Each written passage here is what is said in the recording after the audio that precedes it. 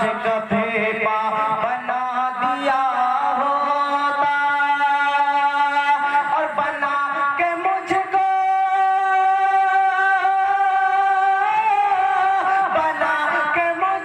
कबूतर गुफा में रख देता,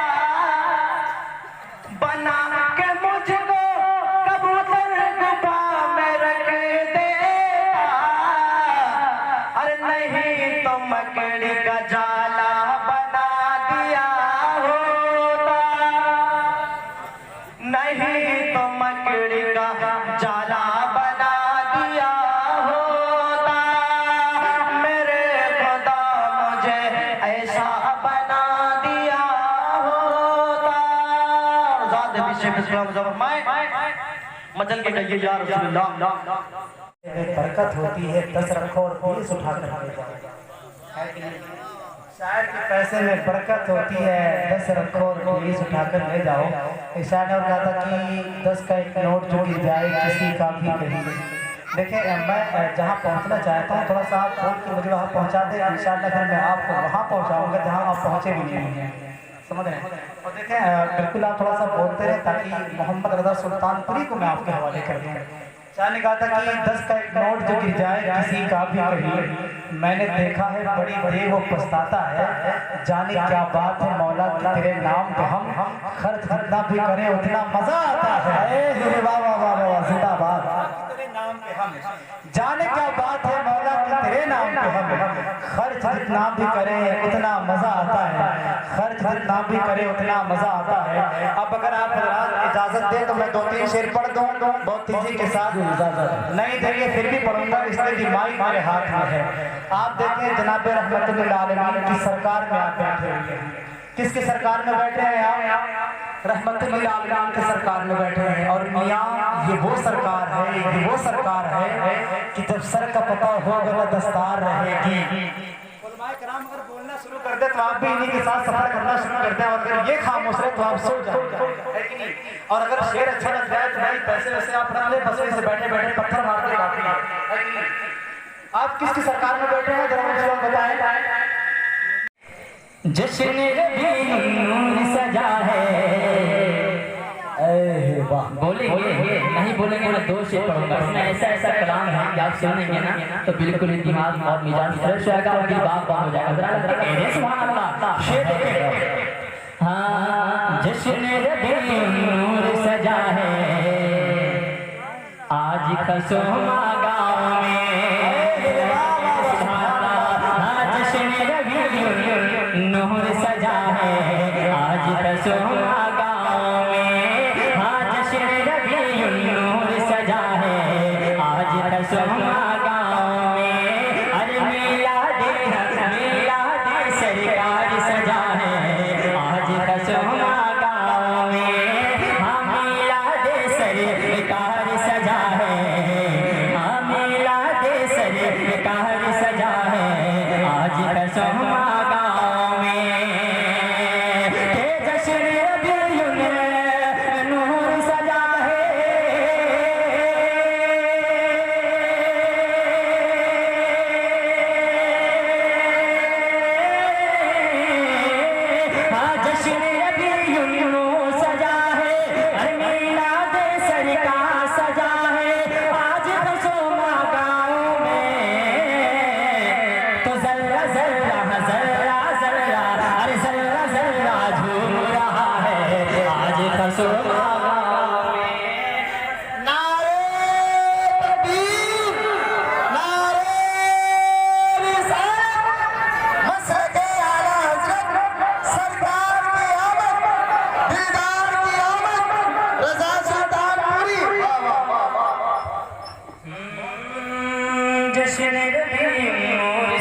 है खसूमा गाँव में तो जरा जरा जरा जरा जरा जरा जरा जरा बोले जरा जरा जरा जरा अरे झूम रहा है आज खसूमा गाँव में।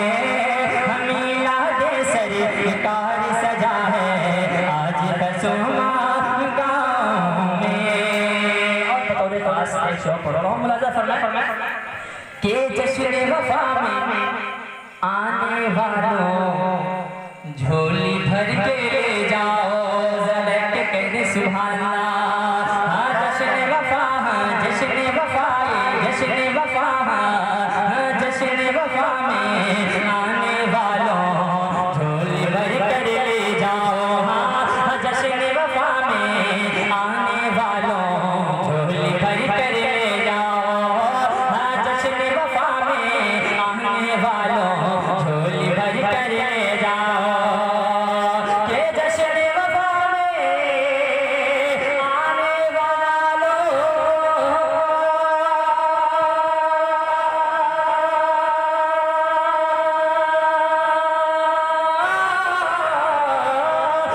जश्न वफा में आने वालों जश्न वफा में आने वालों झोली भर के ले जाओ। तो बचता है मेरे ख्वाजा का सदका खर्चो गाँव में। बचता है मेरे ख्वाजा का सदका खर्चो गाँव में। बचता है साबिर पिया का सदका खर्चो गाँव में। तो जरा जरा जरा जरा अरे होती है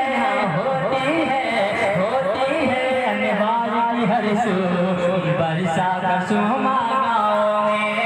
जरा जरा झूम रहा है आज खर्चो गाँव में। फंस जाएंगे। और अगर हम कहीं मिलादी बन गए तो हो सकता है कि दुनिया का बहुत बड़ा अजाब हम पर आ जाए। ये दिल में गलत फहमी हो सकती है किसी को। तो आज हम उसी गलत फहमी को दूर करने की कोशिश करेंगे कि मेरे भाई ये मत सोचो कि इस मिलाद से आपका कोई नुकसान हो सकता है। आप पढ़े लिखे लोग हैं। आज हमारी गुफ्तगू कलीम अशरफ नोमानी के सामने आप बैठे हैं। आप एक पढ़े लिखे इंसान हैं, आप समझदार इंसान हैं और आप कुरान और हदीस को मानने वाले मुसलमान हैं। नबी मुकर्रम सल्लल्लाहु अलैहि वसल्लम को दिल से चाहने वाले मुसलमान हैं। कुछ बातें मैं आपसे पूछना चाहता हूँ। आप बताइए ये क्या है? इसे हम मिलाद शरीफ बोलते हैं, इसे हम जलसा बोलते हैं, इसी को जश्न ईद मिलादुन नबी कहते हैं, इसे मिलाद शरीफ का प्रोग्राम कहते हैं। आखिर आप ये बताइए इस प्रोग्राम में क्या हो रहा है? सवाल है आपसे और उन लोगों से सवाल है जो मेरे भाई इस महफिल तक नहीं आ पाए। वो घरों से, दुकानों से, अपने घर के दरवाजों से बैठकर सुन रहे हैं कि इस नबी की मिलाद में आखिर बयान क्या होता है। तो मैं आपसे सवाल करना चाहता हूं। ये मेंबर सजाया गया, पिंडाल लगाया गया, माइक लगाया गया, उलमाए किराम को दावत दी गई, आप तशरीफ लाए, आप नीचे बैठे, उलमाए किराम मेंबर नूर पर बैठे। आप बताइए इस प्रोग्राम का आगाज कहां से हुआ? आपके गांव के खतीब इमाम, आपके गांव के मुदर्रिस बड़ी इज्जत और ताजीम के साथ पाबंदू होकर मेंबरे नूर पर आते हैं और आने के बाद सबसे पहले उन्होंने पढ़ा बिस्मिल्लाहिर्रहमानिर्रहीम। सबसे पहले अल्लाह का नाम लेके इस प्रोग्राम का आगाज किया, फिर कुरान करीम की तिलावत करते हैं। अब ऐ पढ़े लिखे मुसलमानों, समझदार मुसलमानों, कलीम अशरफ नुमानी का आपसे सवाल है। आप बताइए किस हदीस में लिखा है, किस कुरान में लिखा है, किस तफसीर में लिखा है कि कुरान की तिलावत करना नाजायज़ व हराम है? अगर कुरान की तिलावत करना नाजायज़ व हराम है, अगर मुझे इस बात की आप दलील दें तो मैं समझूं कि हाँ जलसा नहीं करना चाहिए। आप जिंदगी भर तलाश करते रहेंगे, कुरान के खिलाफ, कुरान की तिलावत के खिलाफ कोई हदीस नहीं मिल सकती।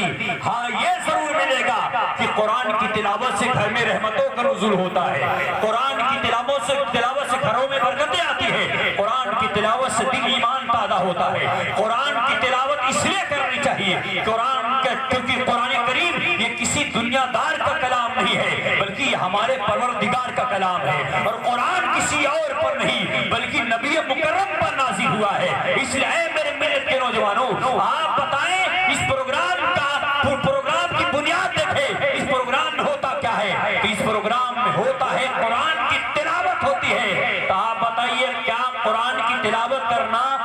गुनाह है या कुरान की तिलावत करना सवाब है? केस बोलिए। सवाल हमारा आपसे है। मैं एक पढ़े लिखे इंसान से, एक पढ़ी लिखी सोसाइटी से, एक पढ़ी लिखी कौम से मैं गुफ्तगू कर रहा हूँ। आप बताएं, कुरान की तिलावत करना गुनाह है या कुरान की तिलावत करना ईमान है? केस बोलिए ना भाई, ईमान है ना? चलिए बात कंफर्म हो गई कि कुरान शरीफ की तिलावत कहीं से करना गलत नहीं है, बल्कि कुरान की तिलावत करना ये हमारा ईमान की दलील है। और कुरान की तिलावत करने से दिल की तमाम गंदगी दूर होती है और कुरान की तिलावत से हमारा ईमान ताजा होता है। नारे तकबीर, नारे रिसालत, उलमाए